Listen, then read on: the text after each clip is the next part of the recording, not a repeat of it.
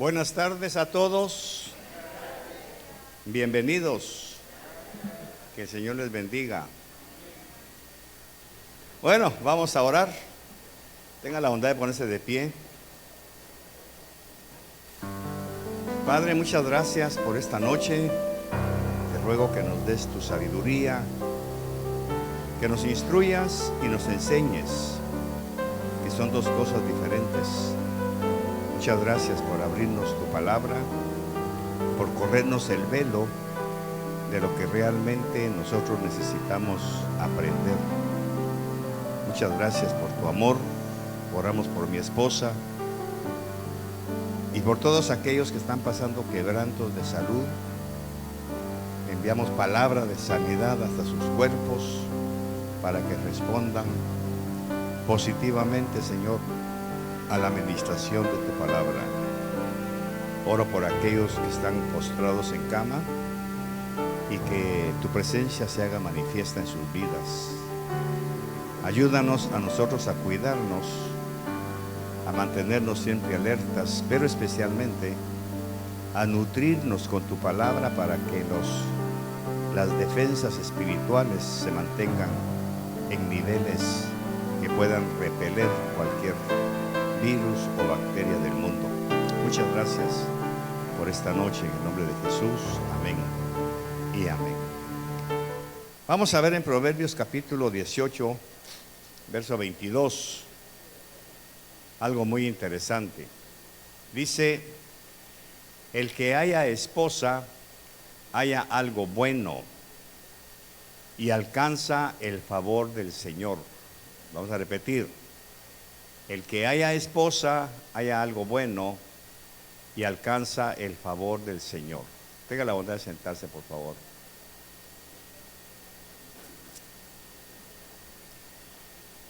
Uno de mis temas más, bueno, no favoritos, sino que si le preguntan: ¿y su pastor de qué predica? ¿De qué dirían ustedes? De la familia, la familia. Pero la familia no es solamente un concepto abstracto. Hablar de la familia es bastante complicado. No todos aceptan este tipo de mensaje. Primero, por los marcos de referencia que traemos desde nuestras propias casas, en donde hemos creído que la familia que crearon nuestros padres era la correcta. Cada uno tiene su propio concepto. Si me criaron así y logré sobrevivir, tiene que ser algo bueno. Sin embargo, cuando profundizamos en la familia cristiana especialmente, les recuerdo que yo basé mi tesis en el doctorado en un libro que escribí para la facultad, La familia cristiana. Me sirvió mucho ese material.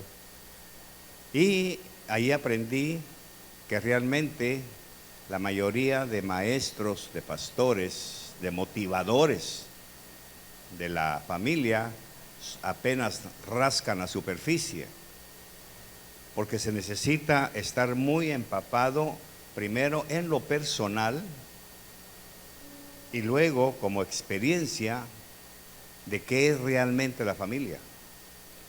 Y la familia es el conglomerado que habita una casa. Esa casa posiblemente se pueda llegar a convertir en un hogar.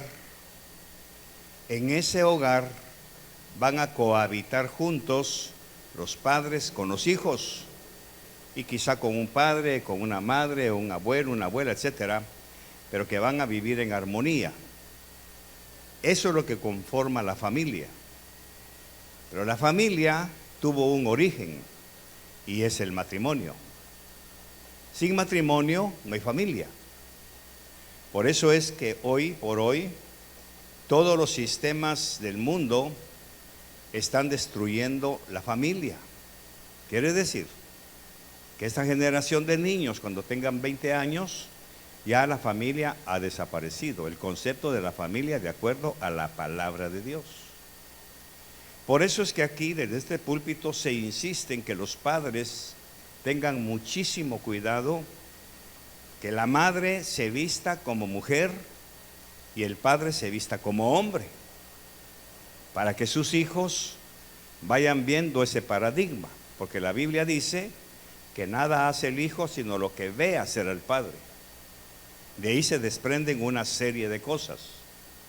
Si el padre juega a un papel femenino, ese niño va a crecer con esa ambigüedad de identidad.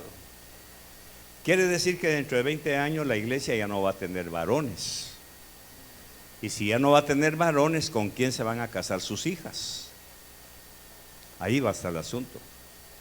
Por eso es que estos temas la iglesia no los toca, a veces por pudor, por falsa modestia o por no atreverse a enseñar esto. Ustedes, los padres, de ustedes depende enseñarles desde ya. Usted es una niña, usted nació mujer, usted un día, mija, usted se va a convertir en madre.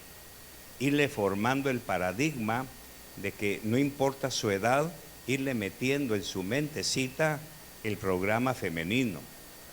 Al varón, por lo consiguiente, usted es un hombre, respete a su hermanita, para que mañana pueda respetar a su esposa. Sirva, así, toda la escuela de pensamiento que hemos enseñado.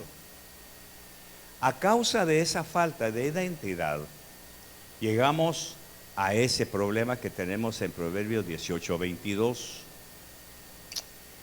Porque la Biblia dice, el que haya esposa, haya algo bueno. Pero ¿en qué sentido mi esposa, y voy a hablar en un punto personal, en qué sentido mi esposa es algo bueno para mí? ¿Por qué es buena para mí? ¿Porque me cocina? ¿Porque me arregla mi ropa? ¿Porque limpia la casa? ¿Porque me mantiene en un hogar confortable? Sí y no. Porque la Biblia no se ocupa prácticamente de las cosas materiales de la mujer. Cuando habla de la mujer y cuando habla del hombre, enfatiza más los roles que las funciones. Entonces, cuando habla del hombre, habla del rol masculino como sacerdote, como cabeza de hogar, como proveedor, como encargado de dirigir y como encargado de enseñar la palabra de Dios a su familia, incluyendo a su esposa. Por eso no es raro escuchar a Pablo cuando dice que si la mujer quiere saber algo en la iglesia, que se lo pregunte a su esposo en la casa. Esto era así porque en aquel tiempo, en los tiempos de Pablo, de la iglesia del primer siglo, en la iglesia se partían en dos. Por un lado estaban los hombres y por otro lado las mujeres. Más o menos el corte de la iglesia donde yo nací, que todavía existe ese tipo de iglesia. Entran las mujeres por un lado y los hombres por otro lado. En el tiempo de Pablo, él estaba dando una cátedra, estaba enseñando algo, y de repente una esposa le gritaba a su marido: oye, fulano, ¿y qué significa esto y esto? Interrumpía el mensaje. Porque las griegas, que es el segmento cultural donde Pablo predicó, tenían su esquema femenino muy, muy ensartado. Eso de la liberación femenina no es nuevo. No nació en Nueva York. Eso nació en Grecia, por la adoración a Diana en Éfeso. Como Diana era la diosa de aquel espacio, las mujeres se sentían supervaloradas, tenían mucho peso. Y cuando se convierten a Cristo y llegan a la iglesia, llegan con ese patrón, que la mujer también tiene derecho a hablar, no como las judías que guardaban silencio. Entonces, cuando esa señora empezaba a gritar a su esposo que tal cosa, Pablo se ponía como me pongo yo a veces, y entonces paraba en seco. ¿Saben qué, hermanas? Cuando quieran saber algo, pregúntenle a su esposa en la casa, no aquí, por favor. Ahí es donde está la enseñanza. Pero la iglesia ignorantemente tomó esa orden, esa instrucción de Pablo, como que la mujer no debe hablar en la iglesia. Él no está hablando de eso, está hablando de no interrumpir el culto, porque en aquel momento y en aquella época las griegas tenían ese valor social de poder gritarle a su esposo en cualquier momento. De ahí se desprende todo lo que Pablo habla del matrimonio. Volviendo a nuestro concepto, ¿en qué es algo bueno mi esposa para mí? Y aquí voy a tener que tocar puntos vulnerables. Me hubiera gustado que la iglesia estuviera llena, pero lamentablemente el Señor sabe a quién le quiere hablar. Así que cuando yo digo lamentablemente es por la riqueza del mensaje que se va a dar. Y aquí viene la cosa. Si yo tengo una esposa que no me ayuda, que no me empuja a consagrarme, a santificarme y a buscar a Dios, no he hallado ningún bien. No he hallado ningún bien. El que haya esposa, haya algo bueno, porque esta mujer lo empuja, le exige que busque al Señor. Ella es un bien para él, pero no un bien para que haga uso de ella, sino que ella se convierte en un bien para su marido, que le exija: no te he visto orar, no te he visto leer la Biblia, últimamente no te he visto leer la palabra, y si es así, ¿qué ejemplo le estás dando a mis hijos y cómo me vas a responder mis dudas? No te he visto ir a la iglesia. Estás dedicándole mucho tiempo a tu trabajo, a los deportes, a la tele, a lo que sea, en lugar de ir a la iglesia. Ese es el papel cuando la esposa que se encuentra es buena. Pero cuando es todo lo contrario, la esposa ya no es un bien para el hombre. Por eso aquí tenemos personas cuyos esposos, para ellos es facilísimo sacar a su esposa de la iglesia. Hoy no quiero que vayas a la iglesia porque quiero que me acompañes a tal parte. Y la mujer no tiene el valor espiritual, no civil, sino espiritual, de decirle: puedo ir contigo después del culto, con mucho gusto. Pero no, accede con una flojedad, y lo voy a decir crudo, con una flojedad avergonzante. Ok, está bien. Esa mujer no es un bien para ese hombre. Esa mujer no es un bien, porque en lugar de empujarlo a buscar al Señor, que debe ser el epicentro de la búsqueda de una familia, empieza en ese matrimonio.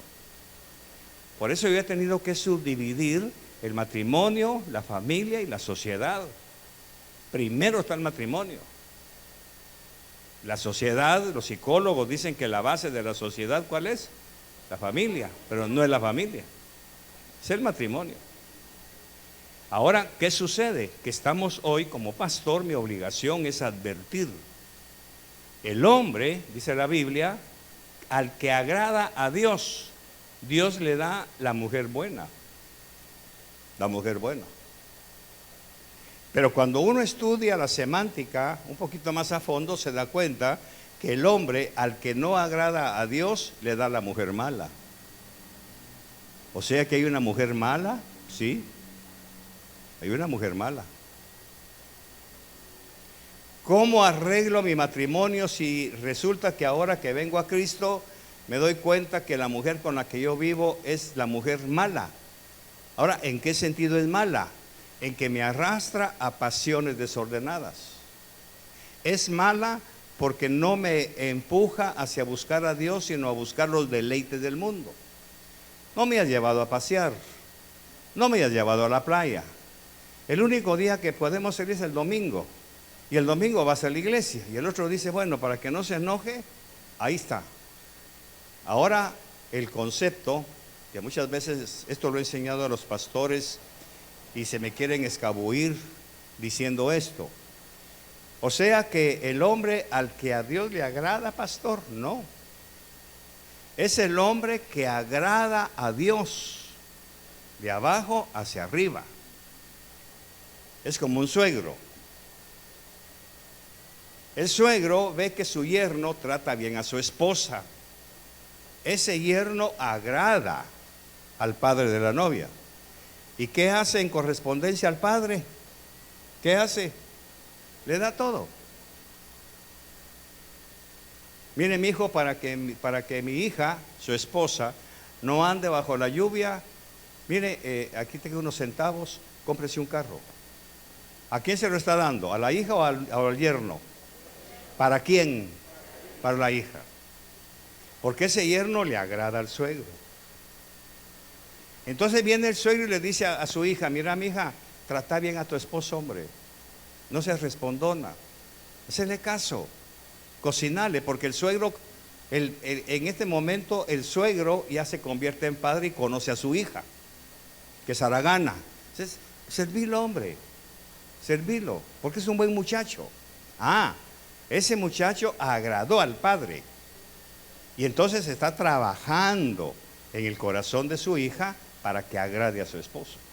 Ahí la convierte en mujer buena. Pero ¿quién se ganó el derecho de tener una mujer buena? El hombre. ¿De qué manera? Agradando a Dios. Ahí está el asunto. Pero la mayoría de matrimonios prefieren agradar más a su esposa que a Dios. Trabajando duro, atendiendo sus necesidades. Ojo, no me vaya a confundir el tema. Haciendo lo imposible para que sea feliz, cuando eso es imposible para el hombre. El hombre tiene que luchar por agradar a su esposa hasta cierto límite.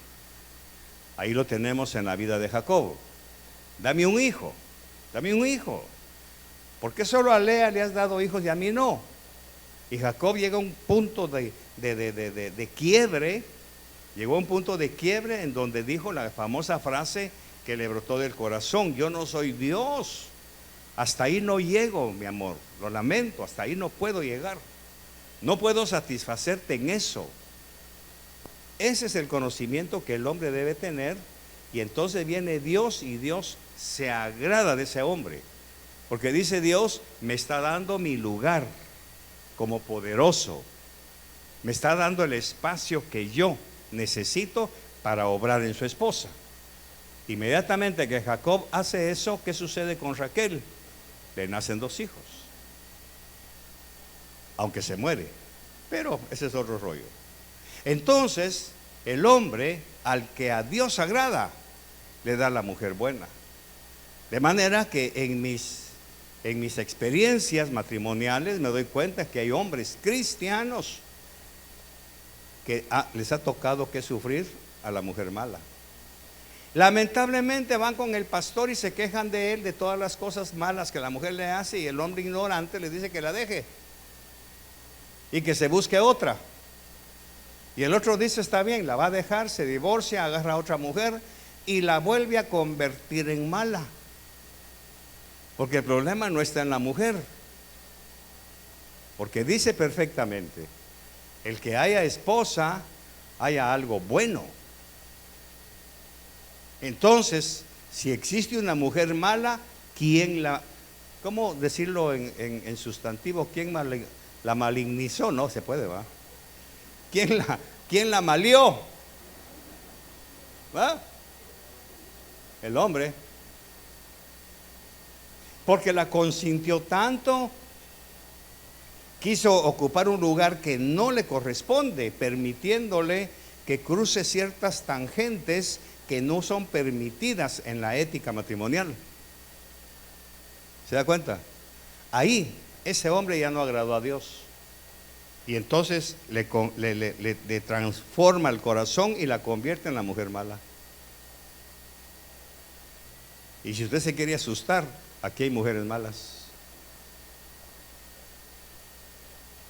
porque el hombre las ha hecho así, porque el hombre no ha buscado cómo agradar a Dios. ¿Qué tal? Entonces la pregunta: ¿cuál es el propósito para el matrimonio? ¿Por qué se quiere casar la gente? Porque el hombre necesita el favor de Dios. Y el favor de Dios solamente se alcanza en el matrimonio. Un soltero difícilmente alcanza el favor de Dios. Y aquí es en donde entramos a otros bemoles matrimoniales, en donde el hombre, al ignorar esto, cree que él es el rey proveedor de la casa y exige pleitesía, exige esto. Quizá usted creció en algún momento de su juventud o de su niñez bajo la tutela de un padre y una madre del campo, en donde cuando llegaba papá de un día de andar arriando vacas, caballos y toda la cuestión, ¿qué hacía la mamá cuando él llegaba? A ver, ¿qué hacía? ¿Qué hacía? ¿No saben contestar? Bueno, que ustedes todos son de la ciudad, ¿verdad? Qué raro, solo yo he crecido en el campo. La mamá se ponía nerviosa, se asustaba, le daba miedo. Cállate, ahí viene tu papá, y rapidito a servirle la comida, porque si no el hombre se enojaba y empezaba a despotricar y toda la cuestión.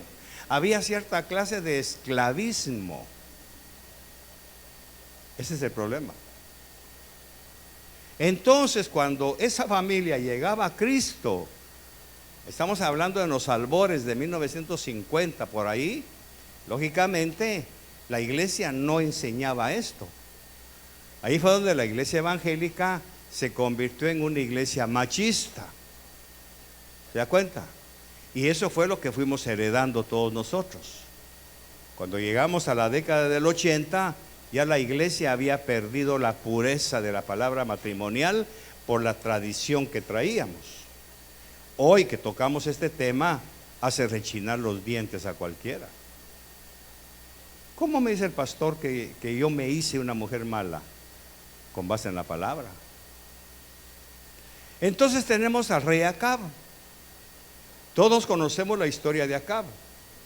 Si ustedes calificaran a Jezabel, ¿la calificarían como una buena esposa? Una mujer mala. Pero ¿quién era Acab?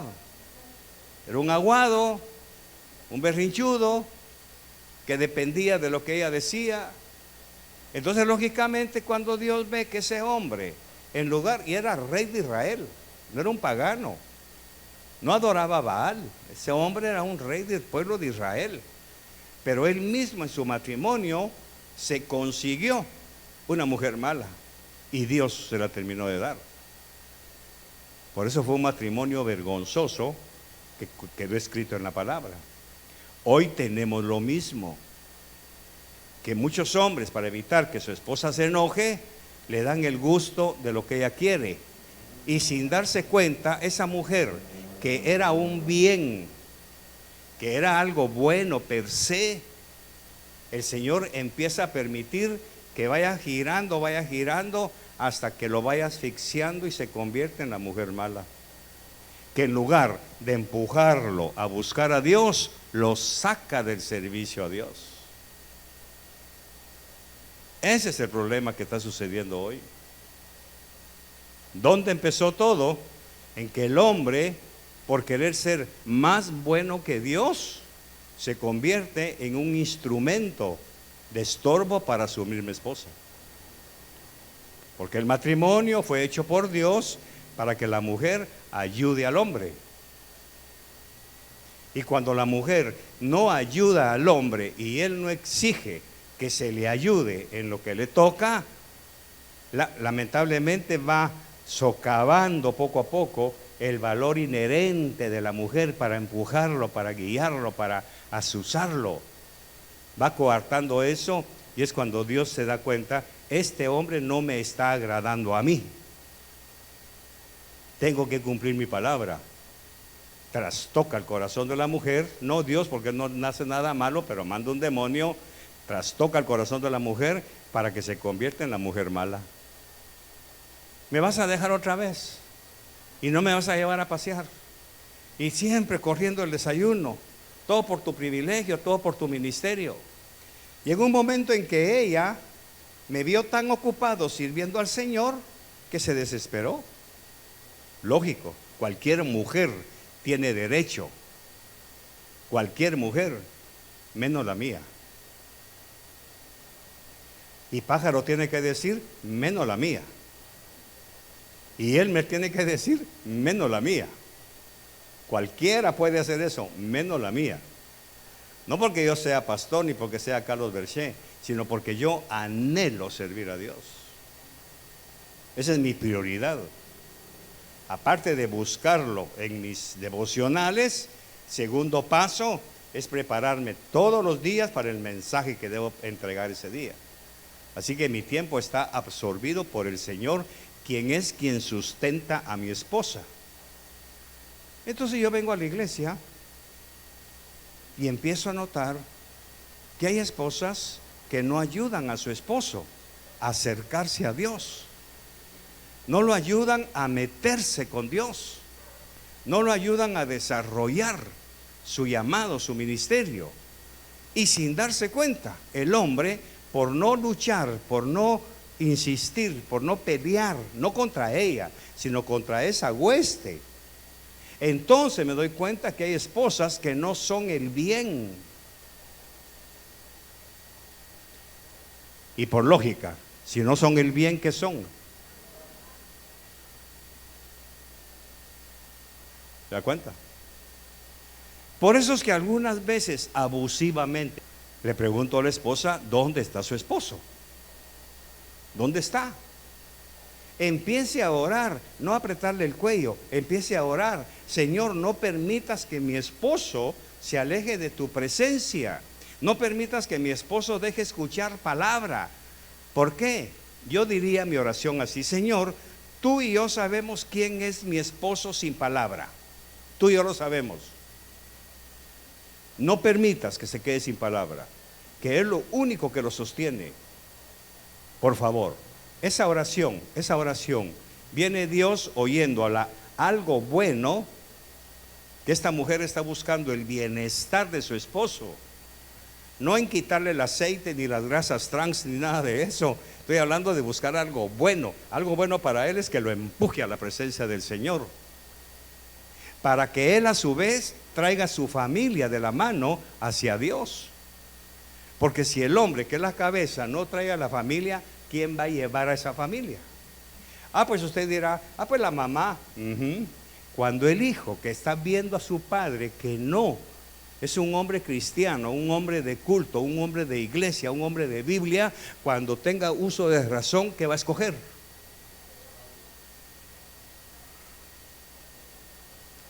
Miren, hermanos, salgamos de un paradigma. Ni usted ni yo nacimos siendo respetuosos.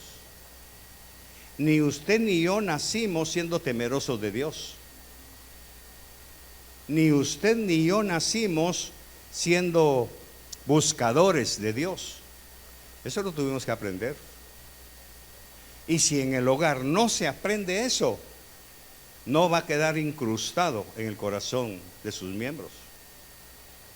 Por eso aquí se pone énfasis en el matrimonio, que el hombre tiene que educar a su esposa para que su esposa realmente desarrolle la función de que al fin he encontrado algo bueno. Al fin encontré algo bueno y tengo el favor del Señor, que es la segunda parte. Y entonces, concatenando esto, el hombre al que agrada a Dios le da la mujer buena.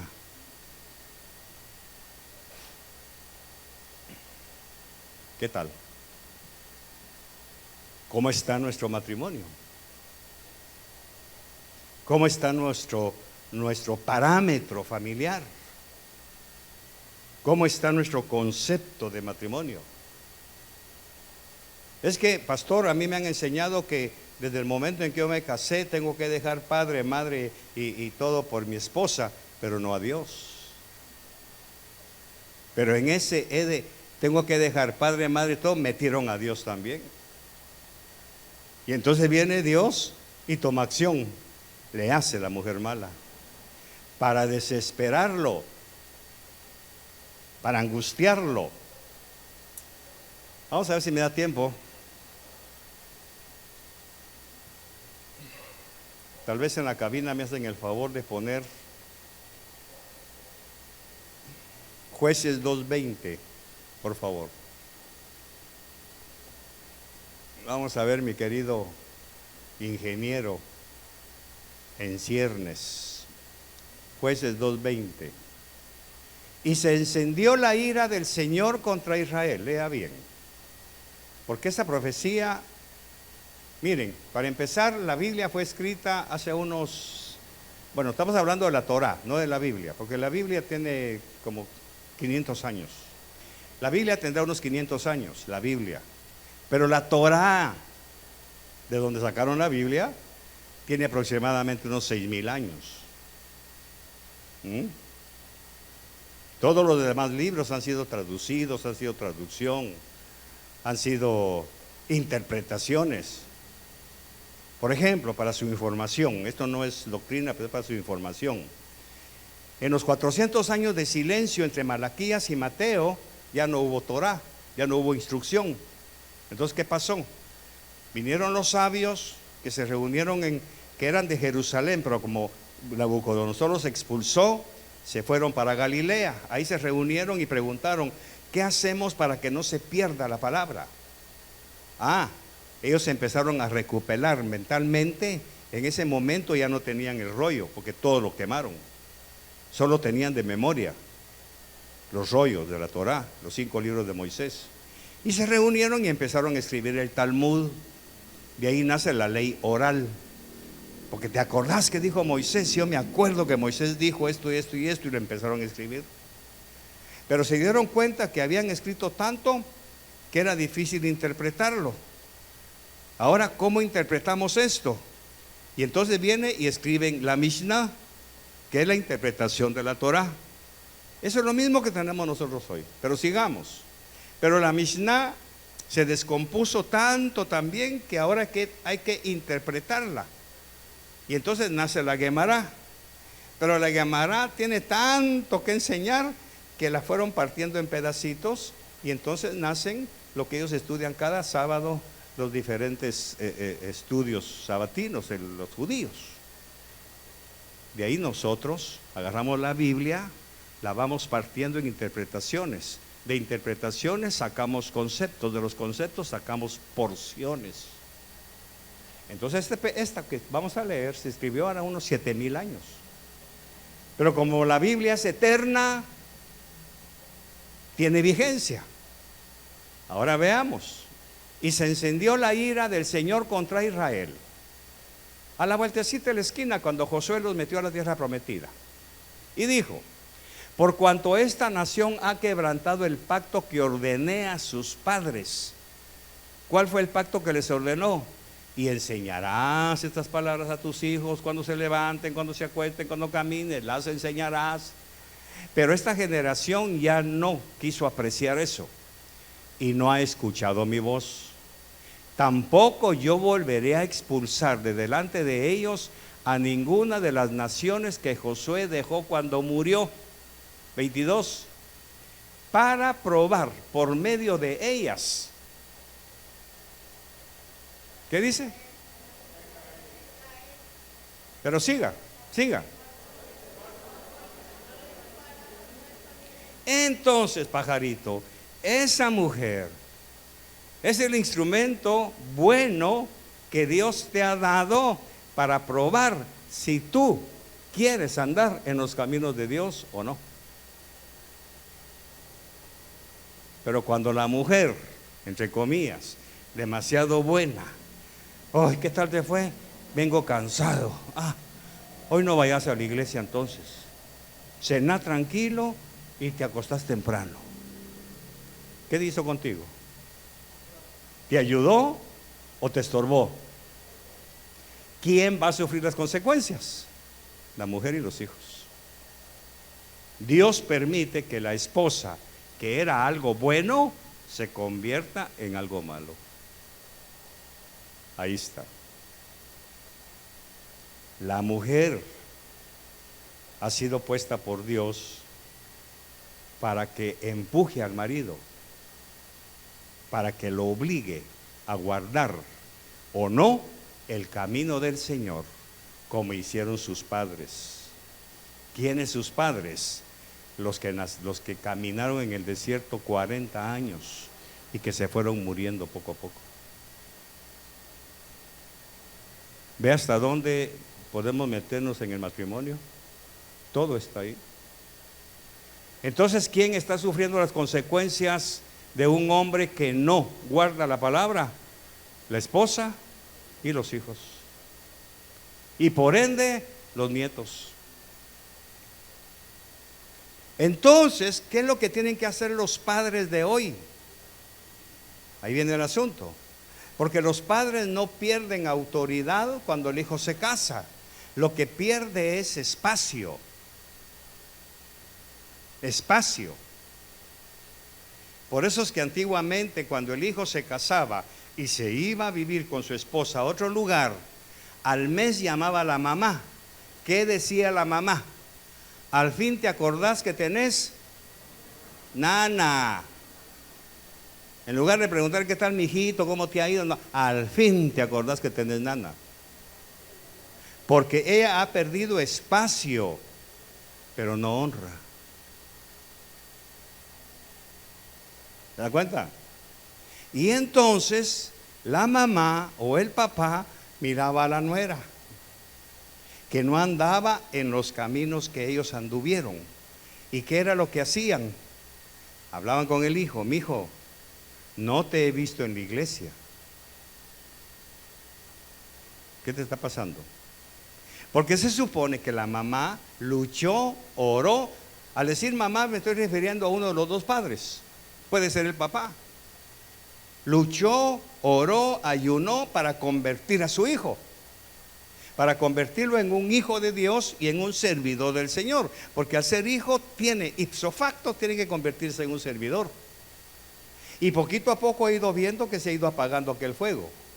Si el papá no dice nada, ese hijo ya tiene a la mujer mala. Entonces aquí viene: mi hijo, no te he visto en la iglesia. ¿Qué pasó? Sí, mami, sí, papi, fíjese que mi esposa, tené cuidado. Y te lo voy a decir claro: si el papá es pragmático, te va a doler.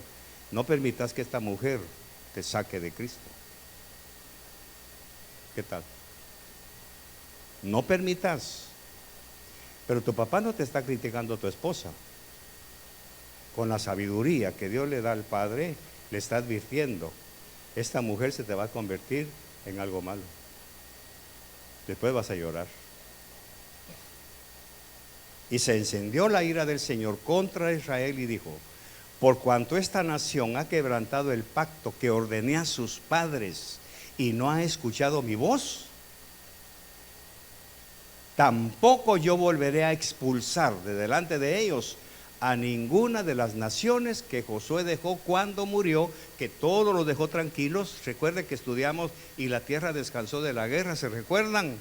Josué lo hizo, ya dejó todo en paz. Pero ¿qué pasó? Estos se pervirtieron y entonces el Señor viene y dice: los voy a dejar con esos aguijones para probar por medio de ellas a Israel, a ver si guardan o no el camino del Señor y andan en él como lo hicieron sus padres. Entonces concluyo: la responsabilidad final, ¿en quién termina? En los padres. No te he visto en la iglesia, mi amor. No te he visto en la iglesia. Sí, papá, fíjese que es que, mi amor, ten cuidado. Yo eso diría, pues, ten cuidado. Pajarito, no he visto a Pichoncito en la iglesia. ¿Qué pasó, Pajarito? No, es que fíjese, papi, que papá, que mi esposa le tiene que sacar los deberes y tiene que estudiar. Ten cuidado que no el estudio no suplante la iglesia, Pajarito. Te llamaría la atención. Ahí está. Ahí está. Me parece que es más fácil que yo predique esto en otra iglesia que en la mía.